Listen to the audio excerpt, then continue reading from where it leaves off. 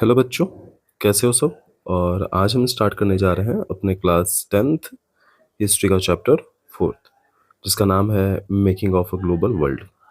तो इस चैप्टर में हम डिस्कस करने वाले हैं कि किस तरह से इस वर्ल्ड के जितने भी कंट्रीज हैं वो आपस में एक दूसरे के साथ कनेक्ट हुए थे एंशियंट टाइम में एंड मॉडर्न टाइम में। और साथ ही साथ ये जब आपस में एक दूसरे के साथ कनेक्ट होते हैं, तब उसी के साथ में ये किन किन वजहों से कनेक्ट होते हैं, किन किन रीजन से कनेक्ट होते हैं, इसकी भी डिस्कशन करेंगे हम लोग। तो ओवरऑल देखा जाए तो ये हिस्ट्री का सबसे छोटा चैप्टर है, सबसे शॉर्टेस्ट चैप्टर है, लेकिन फिर भी इस चैप्टर से हर साल 3 से 4 मार्क्स के क्वेश्चंस पूछे जाते हैं। ठीक है। तो ये चैप्टर वैसे ही इंपॉर्टेंट हो जाता है क्योंकि जहाँ पर आपको 15-16 पेज के चैप्टर कंप्लीट करने के बाद भी आपको श्योरिटी नहीं रहती है कि उस वाले टॉपिक से 5 नंबर या 3 नंबर या फिर तो 2 नंबर के क्वेश्चन आएंगे ही आएंगे।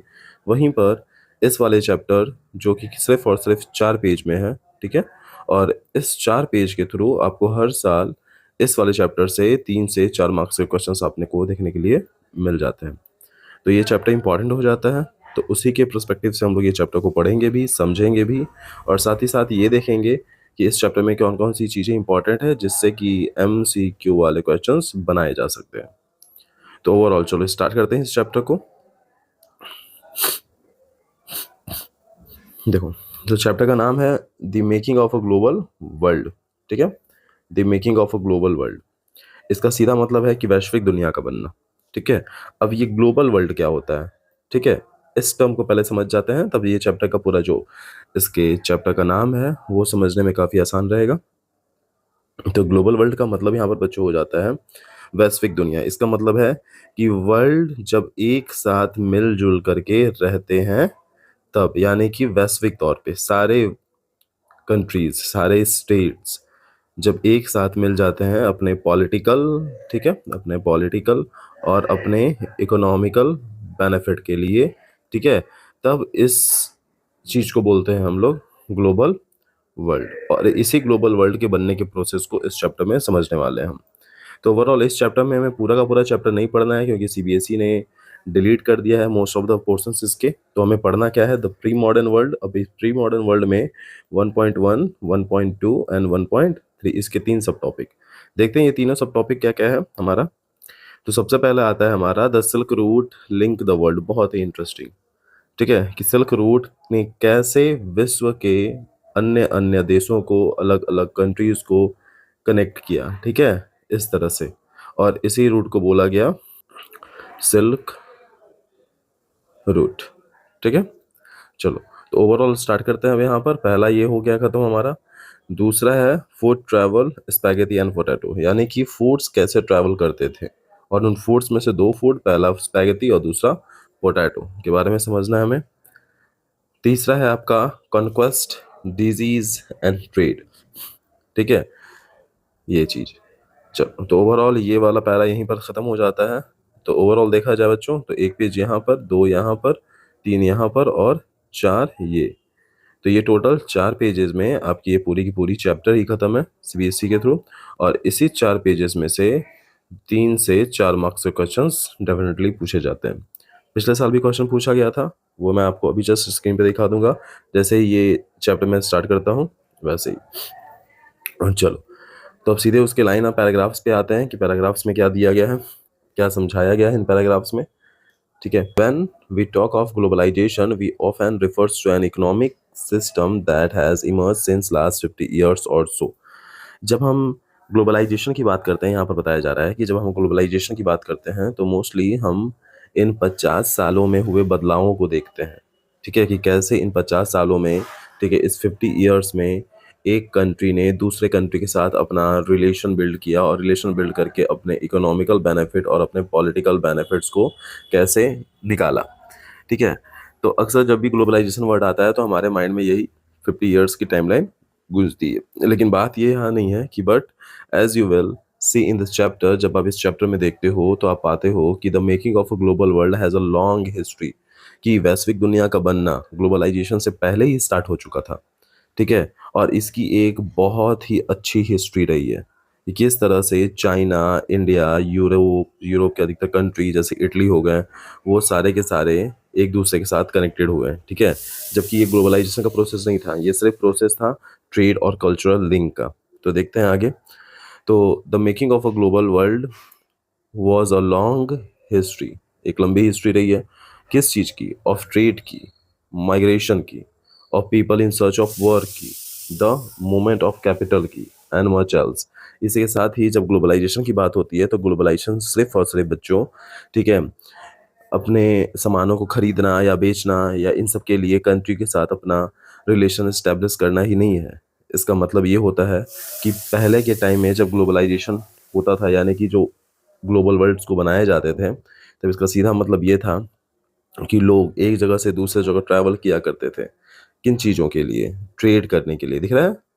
ट्रेड करने के लिए, माइग्रेशन करने के लिए, कि एक जगह से हट करके दूसरे जगह बसना। और people in search of work, वो माइग्रेट करते थे, ठीक है, काम की तलाश में। द मूवमेंट ऑफ कैपिटल, पैसे कमाने के लिए, और उससे भी ज़्यादा और भी चीज़ों के लिए। कभी कभी ऐसा होता था कि कुछ लोग अपने रूलर से बचने के लिए, इसका मतलब है कुछ लोग अपने अपने किंग से बचने के लिए एक जगह से दूसरे जगह जाते थे। यहाँ पर देखो, as we think about the dramatic and visible sign of global interconnectedness in our life today, we need to understand the phase through which this world in which we live has emerged। तो हमें थोड़ी सी सोचने की जरूरत है कि ये जो दुनिया बना है वो आखिरकार किस तरह से बना है, ठीक है। Although history of human society have been steadily more interlinked, from ancient time, traveler, trader, priest and pilgrim traveled vast distance for knowledge। अब यहाँ पर बताया गया है कि जो हमारा ग्लोबलाइजेशन का हिस्ट्री रहा है वो बहुत ही इंपॉर्टेंट रहा है, क्योंकि एंशियंट टाइम से ही ये सारे कंट्रीज आपस में जुड़े हुए हैं, ठीक है। एंशियंट टाइम बोलने का मतलब है कि पुराने टाइम, लगभग 3000 BCE के अराउंड, ठीक है। उस समय भी जो ट्रैवलर्स हुआ करते थे, ठीक है, जो यात्राएं किया करते थे, व्यापारी हुआ करते थे, प्रिस्ट पुजारी हुआ करते थे, पिलग्रिम तीर्थयात्री हुआ करते थे। वो लंबी लंबी यात्राएं करते थे सिर्फ नॉलेज के लिए, अपॉर्चुनिटी के लिए, और साथ ही साथ स्पिरिचुअल फुलफिलमेंट के लिए, ठीक है। तो वो सारे लोग इन्हीं चीज़ों के लिए ट्रैवल किया करते थे, और कभी कभी escape परसिक्यूशन, ठीक है। तो यहाँ पर ये बताई गई है कि वो लोग कभी कभी अपने राजा को छोड़ करके, अपने राज्य को, अपने किंगडम को छोड़ करके, ठीक है, वो दूसरे किंगडम में जाके बस जाते थे, क्योंकि हो सकता है राजा के थ्रू वहाँ पर ज़्यादा टैक्स लिया जा रहा हो, राजा के थ्रू हो सकता है कुछ गलत काम करवाए जा रहे हो, राजा के थ्रू हो सकता है वहाँ डिक्टेट किया जा रहा हो, ठीक है। तो इसीलिए लोग अपने जगहों को छोड़ करके, उस जगह से छोड़ करके दूसरी जगह आकर के बसते थे। उसे ही बोलते हैं एस्केप परसिक्यूशन, ठीक है। ये they carried good money, value, skill, idea, invention and even germs and disease। तो वो सारे के सारे लोग, कौन से लोग? वो ट्रैवलर, वो ट्रेडर, वो प्रीस्ट, वो पिलग्रिम, जब नॉलेज के लिए लंबी लंबी यात्राएं किया करते थे, अपॉर्चुनिटी के लिए, स्पिरिचुअल फुलफिलमेंट के लिए, ठीक है, तो वो अपने साथ सामान भी लेके चलते थे, पैसे भी लेके चलते थे, वैल्यूज, स्किल, आइडिया, इन्वेंशन, कभी कभी वो अपने साथ जर्म्स एंड डिजीज भी लेकर के चलते थे। तो वो बॉडी टू बॉडी ट्रांसफ़र होता था और एक कॉन्टिनेंट से दूसरे कॉन्टिनेंट में वो बीमारी फैली। अगर यहाँ देखते हैं, as early as 3000 BCE an active coastal trade link the Indus valley civilisation with present day West Asia for the more than millennia. Kauri, the Hindi kauri or seashells used for a form of currency from the Maldives found their way to China and East Africa. The long distance spread of disease carrying germs may be traced as far back to the 7th century। यहाँ पर ये बोला जा रहा है कि वो अपने साथ बीमारियां तो लेके चलते ही चलते थे, लेकिन अगर हम 3000 BCE यानी कि लगभग आज से 5000 साल पहले देखते हैं, तो वहाँ पर कोस्टल लिंक बहुत ही अच्छा से डेवलप था। कोस्टल ट्रेड का मतलब है कि तटीय व्यापार, जो व्यापार ओशंस से किए जाते थे, ठीक है, वो व्यापार को बोलते हैं कोस्टल ट्रेड। लिंक अच्छा था, और साथ ही साथ उस समय जो सिविलाइजेशन थी वो थी इंडस वैली सिविलाइजेशन, ठीक है, जो कि प्रेजेंट डे अभी पाकिस्तान में एग्जिस्ट करता है। West Asia for the more than millennia, यानी कि 1000 ईयर्स की बात हो रही है, ठीक है।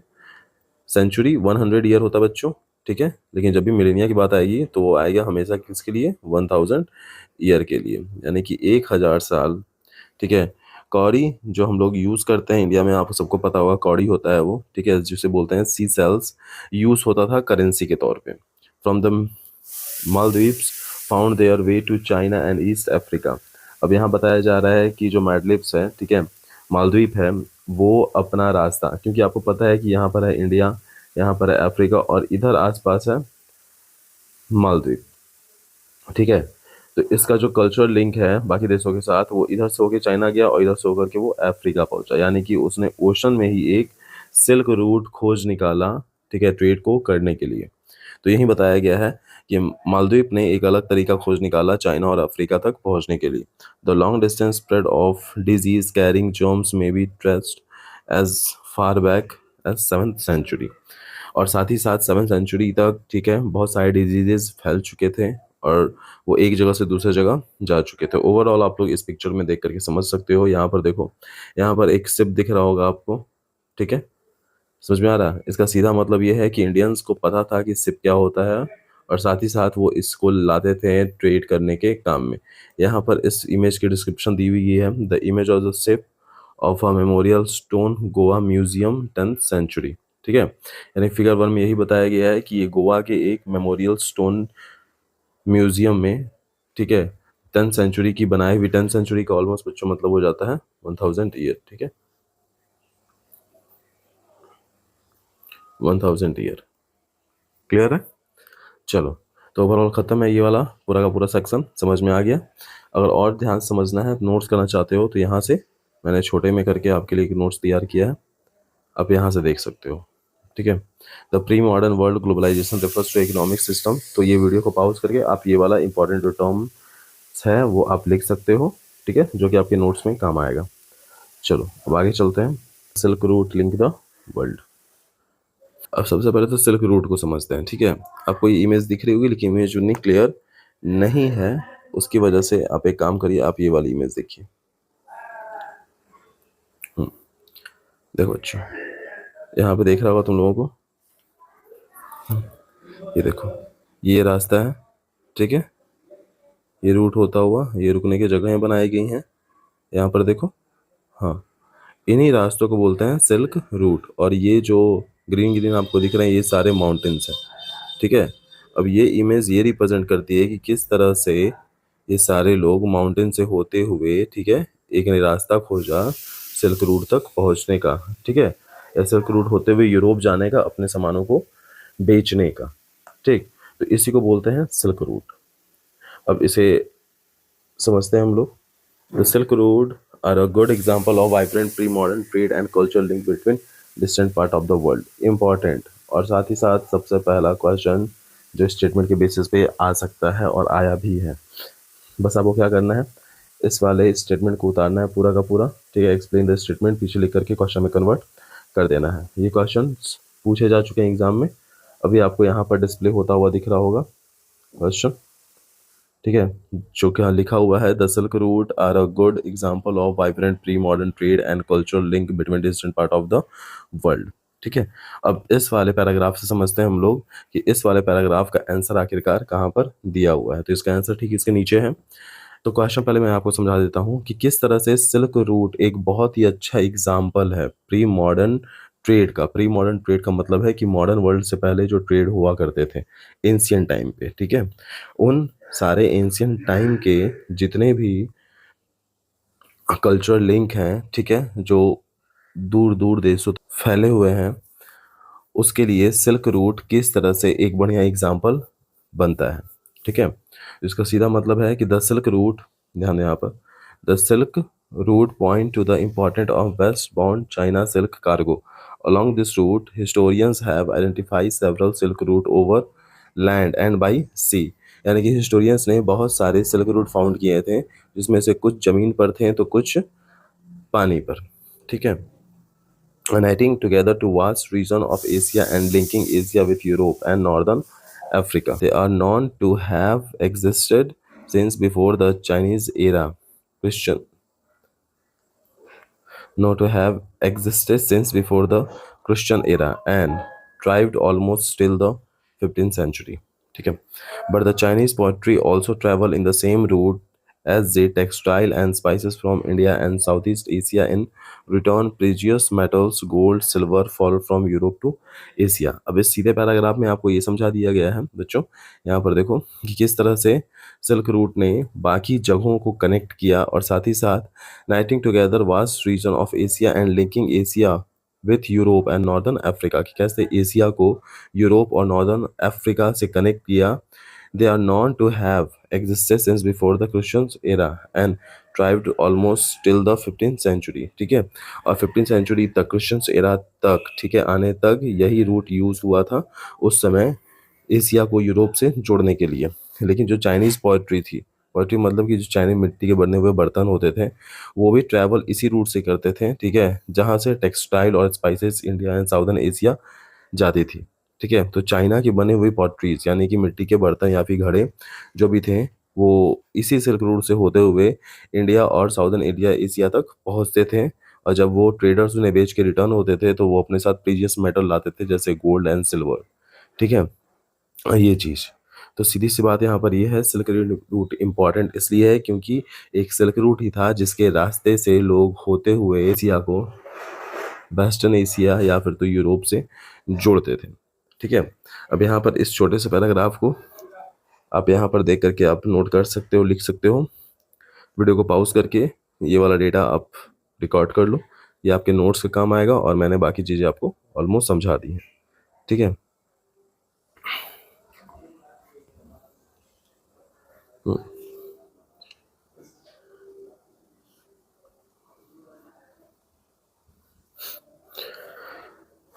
चलो तब अगला पे आते हैं. Trade and culture exchange always went hand in hand. Early Christian missionaries almost certainly travel this route to Asia as did early Muslim preachers a few centuries later. Much before all these, Buddhism emerged from eastern India and spread in several directions through intersecting point on the Silk Route. मान लो कि एक आदमी है और वो China से चल करके इंडिया आया है. ठीक है, तो वो अपने साथ अपने ट्रेडिशन और अपने कल्चर को लेकर के आएगा.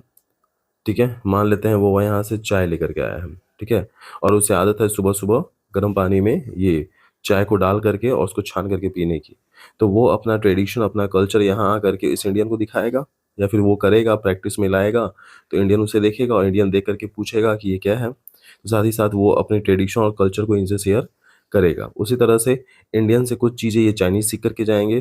तो हुआ ना एक दूसरे के साथ कल्चरल एक्सचेंज. ठीक है, तो यही बोला गया है कि कल्चर एक्सचेंज हमेशा हैंड टू हैंड रहा है. ठीक है, अभी क्वेश्चन यहाँ से ही बनता है बच्चा कि trade and culture exchange went hand in hands, explain the statement. दूसरा क्वेश्चन आपका बन गया यहाँ पर. पहला क्वेश्चन बना ये वाला, ध्यान रखना. दूसरा क्वेश्चन बना ये वाला. अर्ली, अब इसका आंसर यहाँ नीचे में ही है. Early Christian missionaries almost certainly travel the route to Asia. ठीक है, अर्ली क्रिश्चियन मिशनरी यानी कि सबसे पहले क्रिश्चियन मिशनरीज जो थे वो ट्रैवल करते हैं इसी रूट से एशिया तक आने के लिए. Did to early Muslim teachers a few century later. लेकिन जो अर्ली मुस्लिम टीचर्स थे, ठीक है, वो कुछ दशक बाद आते हैं, कुछ सालों बाद आते हैं. Much before all this Buddhism emerge from eastern India and spread in several direction through intersecting points on the silk root. और बहुत टाइम के बाद वो दोनों आ करके एक ही रूट पर बुद्धिज्म, ठीक है, बुद्धिज्म हो गया यानी कि सारे धर्म आ करके एक ही जगह पर सिल्क रूट पर मिलना शुरू करते हैं. तो इसका सीधा मतलब ये है कि आपको इस क्वेश्चन का आंसर भी आपको यहीं से ही निकालना पड़ेगा, इस वाला पैराग्राफ से, कि किस तरह से आप बताओ कि ट्रेड एंड कल्चर एक्सचेंज हमेशा हैंड टू हैंड शिफ्ट होता रहा है. तो आप एग्जाम्पल देकर के, ये चाय वाला एग्जाम्पल देकर के आप समझा सकते हो. ठीक है, तो ओवरऑल यहाँ तक का पूरा टॉपिक क्लियर है. आई होप आपको समझ में आया होगा. Food travel spaghetti and potato. ठीक है, तो food travel spaghetti and potato का सीधा मतलब होता है बच्चों कि किस तरह से जो फूड है, फूड में कौन से दो फूड, आपका स्पैगेटी और दूसरा पोटैटो, ट्रैवल करते हैं एक जगह से दूसरे जगह. तो सबसे पहले आप इसमें इस इमेज को समझते हैं हम लोग. इस इमेज को देखिए यहाँ पर. ठीक है, बहुत ही इंटरेस्टिंग इमेज है. यहाँ पर ये बताया गया है, आपको सीधा दिख रहा होगा, यहाँ पर एक शिप खड़ी है.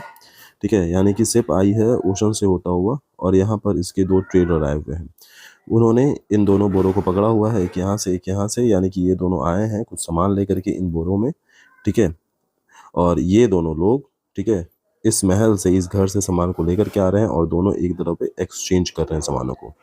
एक्सचेंज करने के बाद में ये वाली सामान लेकर के अपने देश रिटर्न हो जाएंगे और ये सारे लोग ये सामान लेकर के अपने कंट्री में रिटर्न हो जाएंगे। तो इसको बोलते हैं बार्टर सिस्टम, जब हम चीज़ों को एक्सचेंज करते हैं, और ये ट्रेड का एक अच्छा एग्जांपल है आपका, ठीक है। और इस चैप्टर को इसी इमेज के बेसिस पे समझते हैं। लेकिन बात यहाँ पर ये है कि यहाँ पर भी एक क्वेश्चन बनता है स्टेटमेंट वाला, जो कि इंपॉर्टेंट है। तो आपका तीसरा क्वेश्चन यहाँ पर ये रहा, ठीक है। थर्ड क्वेश्चन है आपका कि food offer many example of long distance cultural exchange, कि फूड जो है वो बहुत ही अच्छा एग्जांपल देता है कि लॉन्ग डिस्टेंस कल्चर का एक्सचेंज हुआ था, कि लंबे लंबे जगहों पर, यानी कि एक कंट्री यहाँ पर है, दूसरी कंट्री यहाँ पर है, और इनके सामान यहाँ मिल रहे हैं, इनके सामान यहाँ पर मिल रहे हैं। तो इसका सीधा मतलब ये है कि फूड्स कभी यहाँ से यहाँ गए होंगे और ये वाले फूड्स कभी यहाँ से यहाँ आए होंगे। तो ये चीज़ रिप्रेजेंट करता है, ठीक है, कल्चरल एक्सचेंज का। तो साथ ही साथ हमको यहाँ पे ये समझना है कि किस तरह से फूड ऑफर करता है many example of long distance cultural exchange को, ठीक, जिसका आंसर यहाँ पर नीचे में दिया गया है। अब ध्यान दो यहाँ पर, ठीक है, कि travel and traders introduce new crop to the land they travelled, ठीक है, कि जो ट्रेडर्स थे और ट्रैवलर्स थे इंट्रोड्यूस करते थे न्यू क्रॉप्स को जहाँ पे वो जाते थे। जस्ट लाइक कि चाइना के एक आदमी इंडिया आया तो उसने बताया कि हम लोग चाय पीते हैं, ठीक है, समझ में आ रही है बात। ये चीज़ इंडिया का कोई आदमी चाइना गया तो उसने बताया कि हम ये चीज़ें खाते हैं, कंज्यूम करते हैं। तो इस तरह से ट्रैवलर जब आते थे तो नई नई चीज़ों को बताते थे, सिखाते थे कि हमारे देश में, हमारे कल्चर में ये चीज़ें चल रही हैं, ये सारी चीज़ हो रहे हैं, वो चीज़। Even today food stop and distant part of the world might share common reasons, और आज के टाइम में भी जो फूड्स हैं, ठीक है, वो भी वर्ल्ड के डिस्टेंट पार्ट में शेयर किए जाते हैं, वहाँ पर मिलते हैं या भेजे जाते हैं। हम एग्जांपल लेते हैं स्पैगेटी का, यानी जिसको नूडल बोलते हैं। That noodle travel west from China to become spaghetti, ठीक है, कि नूडल्स जो है वो चाइना से चल करके और वेस्ट में आकर के स्पैगेटी बन जाता है। Perhaps Arab traders took pasta to 15th century Sicilies an island of Italy, ठीक है। अब यहाँ पर ये बताया गया है कि जो अरब ट्रेडर्स थे वो इटली से पास्ता को लेकर के आए, इटली से पास्ता को लेकर के आए, ठीक है, जो कि इटली पड़ता कहाँ पे है, किंगडम ऑफ टू सिसिलीज में। Similar food ways are also known Indian and Japan, ठीक है, कुछ फूड्स ऐसे हैं जो इंडिया में भी हैं और जापान में भी हैं, यानी कि इंडिया में भी वो फूड आप मिल जाएंगे और कुछ फूड आपको जापान में भी मिल जाएंगे। इसका मतलब है कि कभी ना कभी ये फूड एक साथ एक्सचेंज हुए जरूर होंगे। So the truth about their origin में नेवर बी नोन, तो इसका मतलब ये है कि हम कभी भी फूड के उस ओरिजिन को समझ नहीं पाएंगे कि वो फूड इंडिया से जापान में आया था या जापान से इंडिया में गया था। Yet such guesswork suggests the possibility of long distance cultural connect even in the pre-modern world। लेकिन हम इस प्री मॉडर्न वर्ल्ड में कुछ गेसेस कर सकते हैं, कुछ इमेजिनेशन कर सकते हैं, ठीक है, कुछ सोच सकते हैं कि ये फूड कैसे कहाँ यहाँ पर आया होगा, समथिंग ये चीज़, लेकिन हम फिक्स और श्योर होकर के नहीं बोल सकते हैं। इसका मतलब ये है कि फूड हमेशा ऑफर करता है किस चीज़ को, लॉन्ग डिस्टेंस कल्चरल एक्सचेंज को। Many of common food such as potato, अब यहाँ पर देखते हैं बहुत सारे ऐसे कॉमन फूड हैं जैसे कि पोटैटो पूरे दुनिया में यूज़ किया जाता है, soya, ground nuts, maize, tomato, chillies, sweet potatoes and so on were not known our ancestors until about 5 century ago. इसका सीधा मतलब है कि ये सारे फूड्स को हमारे एंसेस्टर यानी कि हमारे पूर्वज जानते तक नहीं थे। इन सारे फूड्स को इंट्रोड्यूस किया गया है ऑलमोस्ट 5th century पहले, ठीक है, 500 साल पहले किया गया है। Those food were only introduce in Europe, जबकि ये सारे के सारे फूड सिर्फ और सिर्फ कहाँ पर इंट्रोड्यूस किए गए थे, यूरोप में, यानी कि यूरोप से यहाँ पर इंडिया में आने में सिर्फ 500 साल लगे, यानी कि बात सही है, ठीक है। अगर हम ये देखते हैं कि जितने भी फूड आइटम्स यहाँ पर भरे हुए हैं, जैसे कि फॉर एग्जाम्पल ले लेते हैं, चलो मोमोज, ठीक है, ये भी आए ज़्यादा टाइम नहीं हो रहा है, मुश्किल से मुझे लग रहा है कि आप जिस भी लोकेलिटी में रहते हैं वहाँ पर मोमोज मिले लग मुश्किल से 20 साल हो रहे होंगे, ठीक है। ऑल ओवर इंडिया में मोमोज को फेमस हुए 20 साल, उससे पहले मोमोज बहुत कम लोग जानते, बहुत कम क्या, ना के बराबर लोग जानते थे, ये चीज़ था। तो कुछ चीज़ें हैं जो बहुत देर में यहाँ पर आई, यानी कि अगर सारी चीज़ों को मिला लेते हैं तो लगभग ऑलमोस्ट 500 सालों तक बहुत सारी चीज़ें थे जो इंडिया में इंट्रोड्यूस हुई हैं। And after and Asia after Christopher Columbus accidentally discovered the vast continent that would later become known as the Americans। अब यहाँ पर ये बताया कि क्रिस्टोफर कोलंबस ने एक्सीडेंटली अमेरिका की खोज कर दी, ठीक है, अमेरिका के सी रूट की खोज की। और साथ ही साथ अमेरिका पहुंचने के बाद उन्होंने डिस्कवर किया कि वहाँ पर बहुत सारे रिसोर्सेज हैं और उन रिसोर्सेज को हम लोग अपनी कंट्री के लिए यूज़ कर सकते हैं। यहाँ पर एक छोटे से इमेज के जरिए आप समझ सकते हो। देख लो, food travel spaghetti potato trader, ठीक है। आप ये चीज़ें लिख लो थोड़ा देर रुक करके, वीडियो को पॉज करके, और लिखने के बाद अब सीधा हम लोग आते हैं यहाँ पर। देखो, here we will use America as describe North America, South America and the Caribbean, ठीक है। अब यहाँ पर हम जब भी अमेरिका को यूज़ करेंगे, यानी कि अमेरिका का नाम लेंगे, तो अमेरिका में इस मेरा मतलब होगा नॉर्थ अमेरिका, साउथ अमेरिका और कैरेबियन, इन तीनों का, ठीक है, इन तीनों का जिक्र किया जाएगा। In fact, many of our common food come from America, original inhabitants, the American Indians। यानी कि मोस्ट ऑफ द हमारे जो कॉमन फूड्स हैं, जैसे कि हम पोटैटो की ले लेते हैं, ठीक है, तो पोटैटो ऑलमोस्ट आया है कहाँ से? अमेरिका से आया है और आकर के पूरे वर्ल्ड में फैला। Sometimes the new crop could make difference between life and death. अब यहाँ पर मिलता है आपको आपका चौथा क्वेश्चन, ठीक है। अब जो चौथा क्वेश्चन आपको यहाँ पर मिला है, वो चौथा क्वेश्चन ये है कि some time the new crop could make difference between life and death. ये बताओ कि कैसे कभी कभी एक नया क्रॉप, एक new crop life and death का मैटर बन जाता है, ठीक है, लाइफ एंड डेथ का रीज़न बन जाता है। आपको ये चीज़ यहाँ पर समझाना है। यहाँ पर दिया हुआ है, Europe poor began to eat better and live longer with the introduction of a humble potatoes. Ireland poorest peasants become so dependent on potato that disease destroy the potato crop and meet 80, 40, 100 years of the thousand diets of starvations, ठीक है। इसका सीधा मतलब ये है कि Irish potato famine की बात करते हैं तो लगभग 80-40s में थाउजेंड्स ऑफ लोग मरते हैं डिजीज की वजह से। उनके सारे के सारे पोटैटोज क्या हो जाते हैं? बर्बाद हो जाते हैं। तो ओवरऑल आप यही देख सकते हो, एक औरत है, ठीक है, वो ज़मीन के नीचे से पोटैटोज को निकाल रही है और उनको बच्चे क्या कर रहे हैं? उन पोटैटोज को जमा कर रहे हैं इस वाले बकेट में, ताकि वो खा सकें और ज़िंदा बच सकें। Figure 4, the Irish potato famine illustrated, London news 1949।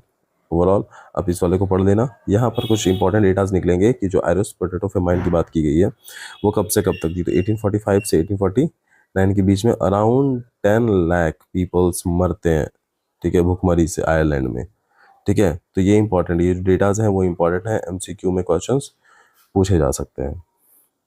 I hope यहाँ तक आप सबको क्लियर होगा। अब सीधा हम लोग चलते हैं यहाँ पर कॉन्क्वेस्ट, डिजीज एंड ट्रेड पे। जो क्वेश्चंस मैं बता रहा हूँ बच्चों, वो मार्क करते जाना, ठीक है, बहुत इंपॉर्टेंट है क्वेश्चंस। यहाँ देखो, the conquest, disease and trade, इसका सीधा मतलब होता है, कॉन्क्वेस्ट का मतलब होता है जीतना, हराना, ठीक है, डिजीज का मतलब हो जाता है बीमारी, और ट्रेड का मतलब होता है व्यापार। तो ये तीनों आपस में एक साथ जुड़े हुए हैं, लेकिन कैसे, अब ये देखते हैं। The pre modern world shrink greatly in the 16th century after European settlers found a sea route to Asia and also successfully crossed the Western Ocean America, ठीक है। अब ये पूरा का पूरा आपका स्टेटमेंट आपको दिख रहा होगा, ठीक है। अब स्टेटमेंट ये बोला जा रहा है कि जैसे ही यूरोपियंस अमेरिका के तट पे पहुंचते हैं, सारे वर्ल्ड के अलग अलग कंट्रीज में पहुंचते हैं, वैसे ही ये पूरा प्री मॉडर्न वर्ल्ड सिकुड़ करके छोटा होना शुरू हो जाता है, ठीक है। बात सही है कि अभी तक इन लोगों को नहीं पता था कि यहाँ पर दूर में एक कंट्री और एग्जिस्ट करता है, तो उनको लगता था जो वर्ल्ड है वो यहीं तक है, ठीक है, वो इसे एक्सप्लोर नहीं, क्योंकि वो इसके पार कभी गए नहीं थे। उनको लगता था कि वर्ल्ड अभी इससे भी बहुत ज़्यादा बड़ा है, हम जाते जाएंगे और ये कभी ख़त्म नहीं होने वाला है।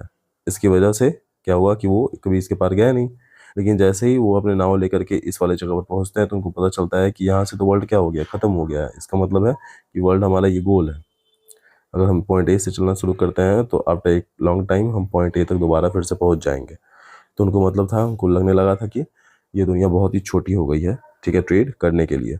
For century before the Indian Ocean had known bustling trade with goods, people, knowledge, custom, etc. Crisis crossing its water, the Indian subcontinent was central to these follow and crucial point in their network। मतलब यहाँ पर बताया जा रहा है बच्चों कि for centuries before, ठीक है, इंडिया जाना जा रहा था पूरे वर्ल्ड में अपने ट्रेड के लिए, ठीक है, वहाँ पर अपने गुड्स के लिए, अपने लोगों के लिए, नॉलेज के लिए, कस्टम्स के लिए, ठीक है। Before its discovery America had been cut off from regular contact with the rest of the world million of years. यानी कि अमेरिका के डिस्कवरी से पहले जो अमेरिका था वो बाकी पूरी दुनिया से कट करके अलग था, क्योंकि आप अगर मैप में भी देखो तो ये हो जाता है, मैप में भी देखो बच्चों तो ये हो जाता है, ठीक है, ये नॉर्थ अमेरिका, ये साउथ अमेरिका, ठीक है, यहाँ पर हो जाता है आपका अफ्रीका, ठीक है, यहाँ पर हो जाता है इटली और बाकी की यूरोपियन कंट्रीज़। तो सीधी बात है कि यहाँ से यहाँ तक कभी यूरोपियंस आए नहीं थे, तो उनको लगा कि इधर से आगे जगह है नहीं, कोई ज़मीन है नहीं, सिर्फ समुंदर और पानी ही पानी है, तो वो कभी क्रॉस कर नहीं पाए। इसकी वजह से अमेरिका बहुत टाइम तक पूरी दुनिया से कट करके अलग थलग था। वही बात यहाँ बताई गई है। But from the 16th century, it was wasteland of abundant crop and minerals began to transform trade and lives everywhere.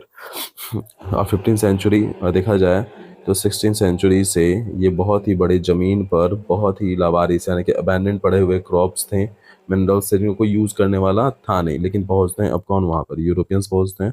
और यूरोपियंस को पता होता है कि इन मिनरल्स का यूज़ करना कैसे है, तो वो उन मिनरल्स को निकाल करके अपने कंट्री के लिए लेकर के जाते हैं और उसे यूज़ करते हैं।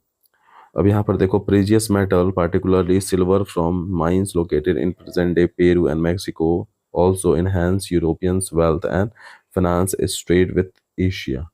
अब जो चांदी, ठीक है, जो प्रीजियस मेटल्स थे जिसमें जो सिल्वर्स थे वो अमेरिका से निकाले गए, अमेरिका में कहाँ पर, पेरू और मेक्सिको से निकाले गए, और उसने यूरोप के वेल्थ को और भी ज़्यादा बूस्ट किया, ठीक है, और भी ज़्यादा बढ़ाया, क्योंकि वो चांदी ला करके अपने कंट्रीज़ में उससे तरह तरह के ज्वेलरी बनाते होंगे, तरह तरह के चीज़ों के यूज़ में लाते होंगे, ठीक है, और उसी के साथ उन्होंने अपनी पूरी इकोनॉमी को इस्टेब्लिश किया।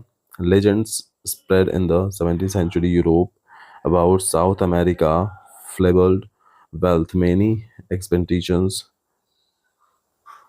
set up in search of El Dorado and flagged city of gold.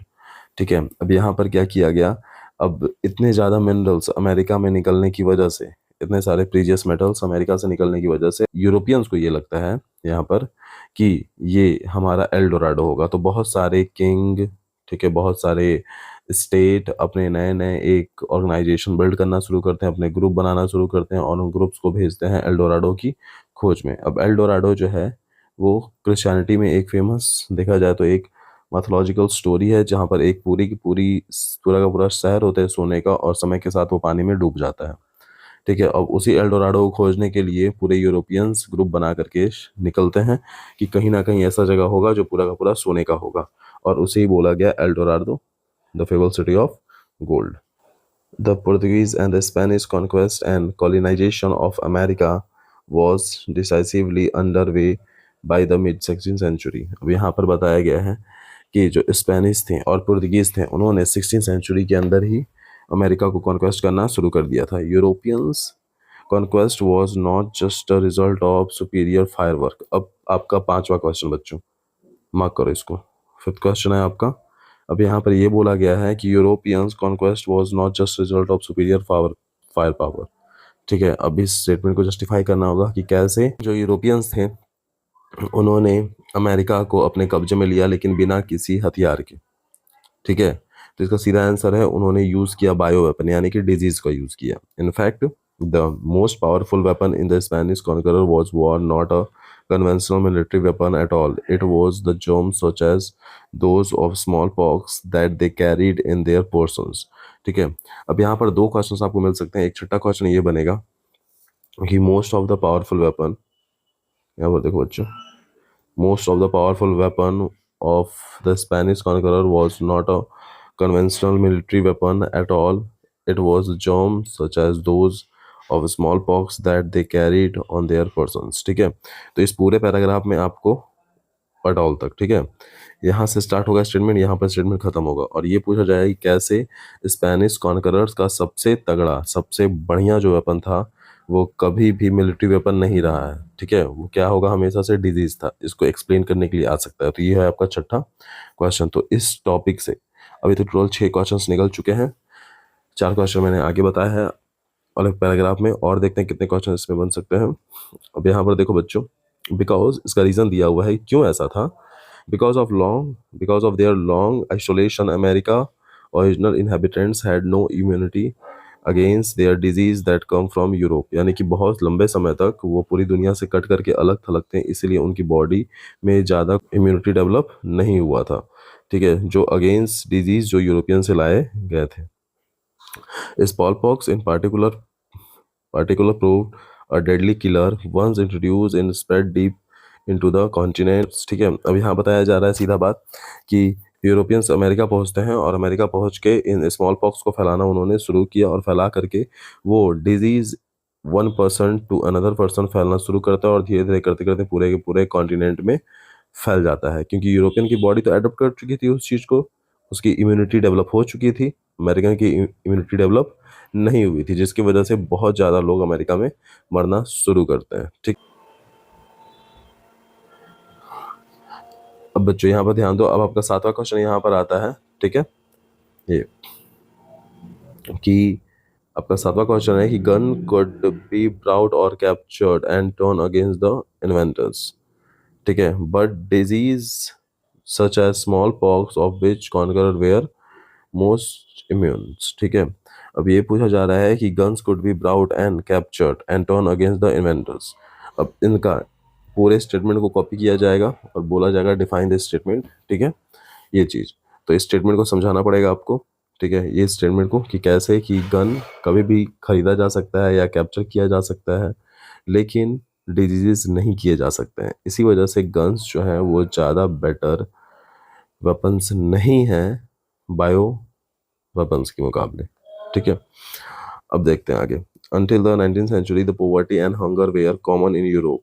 अब 19th century में poverty बहुत ही कॉमन बात थी। Cities were crowded and deadly diseases were widespread। Religious conflict were common and religious dissenters were persuaded। अब यहाँ पर बताया जा रहा है कि 19th century में, यानी कि ऑलमोस्ट टाइम पीरियड की बात करते हैं हम लोग, तो 1800 टू 1899 में पोवर्टी और हंगर बहुत ही कॉमन बात थी यूरोप के लिए। सिटीज़ भरे हुए थे। ठीक है, और बहुत ही जानलेवा बीमारियां फैल चुकी थी। रिलीजियस कॉन्फ्लिक्ट्स होते थे। ठीक है, कभी प्रोटेस्टेंट में कभी कैथोलिक्स में, और साथ ही साथ रिलीजियस डिसेंडर्स वेयर परसुएटेड, और जो भी लोग उसे मानने वाले थे वो अधिकतर भाग रहे थे छोड़ करके। Thousands of their for failed Europe for America here for 18th century plantation work by slave captured in Africa were growing cotton and sugar for European market. अब यहाँ पर ये बताया जा रहा है बहुत सारे लोग यूरोप छोड़ करके अमेरिका जा करके शिफ्ट होते हैं, बसते हैं वहाँ पर, क्योंकि वहाँ पर जॉब्स होते हैं, वहाँ पर अपॉर्चुनिटी होती है।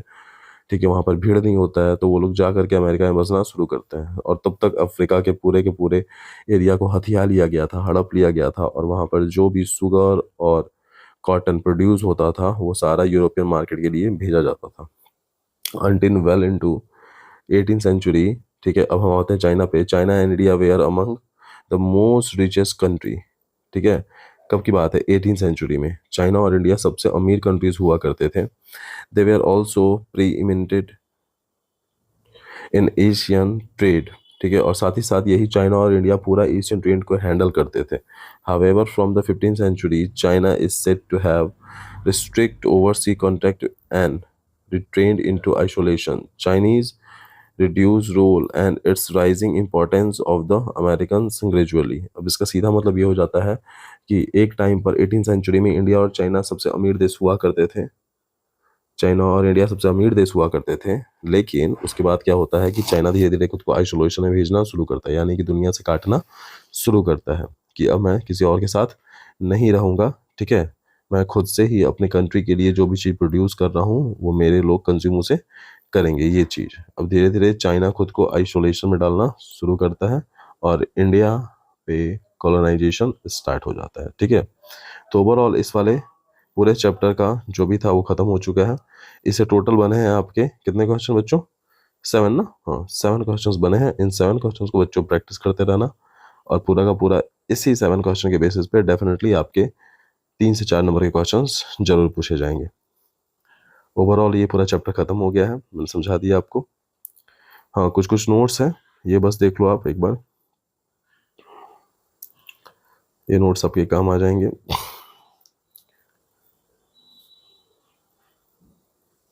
Biological welfare. ठीक है, इसे एक बार लिख लो पॉज करके। और दूसरा है आपका कॉन्क्वेस्ट डिजीज एंड ट्रेड। चलो बढ़िया, वीडियो को पॉज करके लिख लो, बाकी सारी चीज़ें मैंने समझा दिया है। अगर कोई दिक्कत होगा बच्चों तो कमेंट करना, मैं रिप्लाई दूंगा वहाँ पर। ओके, चलो बाय।